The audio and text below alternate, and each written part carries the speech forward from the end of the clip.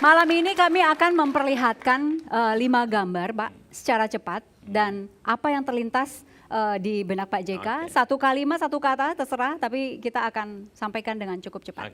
Oke. Gambar pertama. Sri Mulyani, keuangan.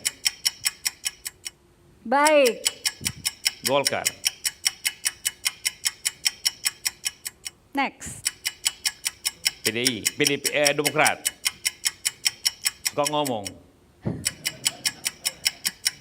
Gempa bumi. Sinabung. Antri gas. Konversi. Ya. Ada satu gambar yang sekarang kembali menjadi perbincangan, yaitu Senturi ya. Dan Ibu Sri Mulyani muncul lagi dengan berbagai perbincangannya. Bapak ikuti perkembangan terakhir? Ya tahu, saya baca di koran, di media TV, TV One apalagi tentang Senturi. Ya memang Sri Mulyani pada waktu itu Menteri Keuangan tentu mempunyai suatu peranan yang besar untuk Senturi itu. Saya tanpa ingin mengatakan bahwa dia keliru, tapi dia peranan besar untuk mengambil keputusan. Sebenarnya keputusan itu setelah Sri Mulyani mengambil keputusan, follow up-nya yang masalah, bukan Akankah awalnya. Indonesia tersandra oleh kasus Senturi ini, Pak? Saya kira tidak. Yang berperkara yang tersandra otomatis, artinya tidak boleh keluar negeri setidak-tidaknya kan, atau akan mengalami masalah yang panjang. Bahwa kebijakan Senturi tidak bisa diadili, Bapak setuju dengan itu? Kebijakan pemerintah yang fair, yang bersesuai aturan tidak bisa diadili. Tapi kalau ada kalau membuat kebijakan yang tidak pantas kemudian terjadi penyelewengan, ya itu diadili. Baik, Mas Januar, ada sesuatu tentang Senturi? Ya, tadi kan tidak pantas terjadi penyelewengan itu menjalani proses hukum gitu. Itu kan konsekuensi dari risiko jabatan juga. Mungkin yang harus kita pertajam di sini apa komentar Pak JK gitu. Kalau kita lihat kan pendekatan dari tuntutan KPK adalah Undang-Undang BI full board ya. Jadi seluruh Dewan Gubernur yang memutuskan kebijakan semua bersama-sama dengan Pak Budi Mulya. Tapi ketika misalnya di KKSK gitu ya, sampai saat ini kan tidak menyentuh Ibu Sri Mulyani. Ini bukan salah dan benar, kita tetap harus praduga tidak bersalah. Tapi kalau kita bicara bahwa kebijakan itu ada penyelewengan dan ada proses hukum, bahwa ini kan pengambil kebijakan dan harus diuji gitu. Nah, jadi mungkin yang harus dipertajam apa pendapat Pak JK, karena kalau di BI ini pendekatannya seluruh anggota Dewan Gubernur, bahkan yang tidak terkait dengan Senturi pun misalnya yang Deputi Gubernur internal kena, karena itu diputuskan rapat Dewan Gubernur. Nah, bagaimana di KSSK misalnya, ini hanya menyentuh misalnya malah sekretaris KSSK kena, Pak Raden gitu ya. Nah, ini apa pendapat Pak JK dari sisi birokrasi dan proses hukum? Silakan, dari sebuah risiko pekerjaan. Karena ini sudah masuk proses hukum. Proses hukum itu artinya masuk proses pembuktian. Yang tentu kita menunggulah proses ini. Tapi apa yang dikatakan tadi bahwa masalah yang ini proses sebelum masuk ke KSK. Yang sekarang ini. Mungkin ada beberapa, merangkut Budi Mulya itu proses sebelum diputuskan ke KSK. Hanya pada waktu pemberian fasilitas jangka pendek itu kan. Jadi memang belum menyentuh katakanlah proses KSK, karena KSK itu mengambil keputusan setelah adanya proses sebelumnya. Ini baru kelihatannya, ya saya tidak mengikuti juga secara detail, kelihatannya ini baru mengadili proses kenapa terjadi fasilitas jangka pendek itu yang kemudian berkembang seterusnya menjadi bailout. Nah, Baik. Pak, kalau dilihat Pak ya, apakah Bapak setuju nggak bahwa ini bagian dari strategi KPK? Bahwa pada akhirnya persidangan lah yang menggiring kepada arah yang lain. Karena kalau dilihat betul, saya juga mungkin sama dengan Bapak ngelihatnya ini bersifat FPJP sampai ke proses bank gagal. Apakah pada akhirnya ini ditentukan oleh yang sekarang terkena, apakah akan merembet ke belakang? Jadi akhirnya kalau dilihat dalam runtutan bahwa dalam persidangan KPK itu kan selalu ada sidang-sidang berikutnya. Baik. Nah, ini juga menjadi penting, menjadi pertanyaan bukan hanya terkait Senturi. Sebetulnya musuh bersama kita ini korupsi, atau kita itu punya isu bersama, itu dua hal yang berbeda. Kalau kita punya musuh bersama sebetulnya mau siapapun juga, kalau itu terkait dengan korupsi, kita harus serahkan dalam proses hukum yang setara. Tapi kalau isu bersama itu bahaya. Karena kalau isu bersama akhirnya semua orang bisa saling lempar isu. Silakan Pak. Tentu yang musuh kita korupsi. Ya.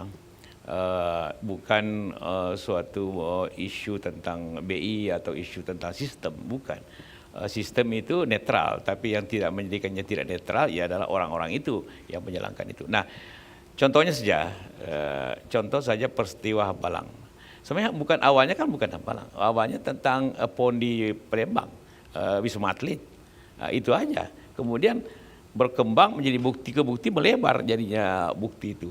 Artinya bisa saja ini nanti pada awalnya hanya Budi Mulya dalam hal keputusan tentang fasilitas jangka pendek itu, kemudian melebar dengan saksi-saksi bukti yang melebar kemudian.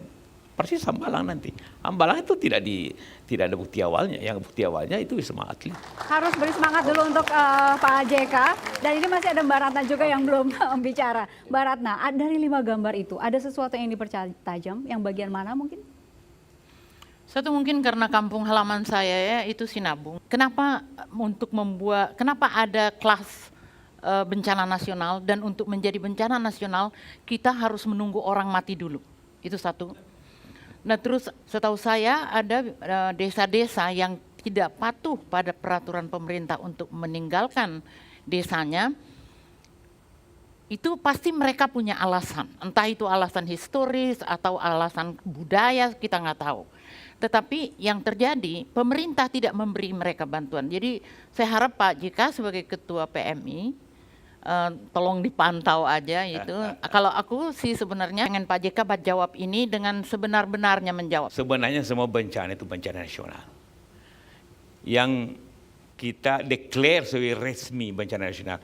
Bencana nasional itu kalau bupatinya tidak sanggup, maka diambil alih oleh pemerintah pusat, provinsi. Kalau pemerintah tidak sanggup, pemerintah pusat. Otomatis yang ketidaksanggupan itu apabila bencananya mempunyai korban yang besar. Ya, seperti tsunami di Aceh. Seluruh pemerintah kolaps, maka kita ambil alih. Saya sendiri ke situ, ambil alih itu provinsi yang dideklarasi bencana nasional. Pada saat bencana di Jawa Tengah yang 5.000 orang meninggal, semua angkat tangan, Pemda tidak punya biaya yang cukup untuk saat itu juga kasih 5 triliun untuk rakyat, maka bencana nasional. Tapi bencana-bencana yang tentu sebenarnya kalau di Sinabung contohnya negerinya Ibu ya, itu karena lamanya. Tapi pemerintah harus menanggung semua di pengungsian itu, harus menanggung semua rumah yang rusak, itu terjadi. Baik. Tidak perlu declare itu bencana nasional atau tidak, tapi itu berarti kita menganggap bahwa gubernur tidak sanggup.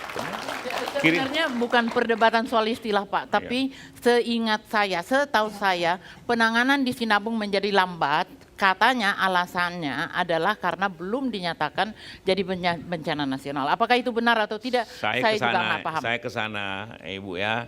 Sebenarnya bencana itu kan lamanya karena lamanya Gunung Sinabung itu mengepul, bukan lamanya prosesnya. Karena walaupun kita atasi, tapi masih erupsi, tidak bisa orang dikembalikan. Jadi lamanya orang di pengungsian bukan karena pemerintah lambat, karena lamanya erupsinya. Tapi kan bukannya mereka seharusnya malah direlokasi, kok malah masih diharapkan untuk balik? Relokasi itu rumah gampang, tapi relokasi kebun, kehidupan ekonominya itu paling susah. Bukannya pemerintah tidak sanggup relokasi menurut saya. Dulu kita relokasi Merapi aja kita mau relokasi udah tidak mau, sehingga mereka bertahan di lereng Gunung Merapi sampai sekarang karena kehidupannya dari situ. Jadi kalau kita relokasi seluruh Sinabung itu bagaimana sayurnya, bagaimana jeruknya, di mana hidup, bagaimana sekolah. Tapi ada satu hal, Mbak Ratna ya, yang saya kagum di kampung Anda itu. Saya sudah puluhan tempat pengungsian saya datangi dimanapun di Indonesia ini. Tapi satu-satunya minta sekolah, hanya bagaimana sekolah anak saya di Batak itu. Biasanya pengungsi itu minta makanannya gimana, minta apa bagaimana. Tapi menangis bagaimana kelanjutan sekolah anak saya di Medan. Saya tidak ada uang ini, cuma di sana itu. Jadi keinginan sekolah tinggi. Baik. Ini sebetulnya PR banyak dan tidak mungkin dibicarakan semua di sini. Saya mengucapkan terima kasih untuk Mbak Ratna dan Mas Yanuar. Kami masih akan kembali ini membongkar sosok Muhammad Yusuf Kalla di segmen berikutnya.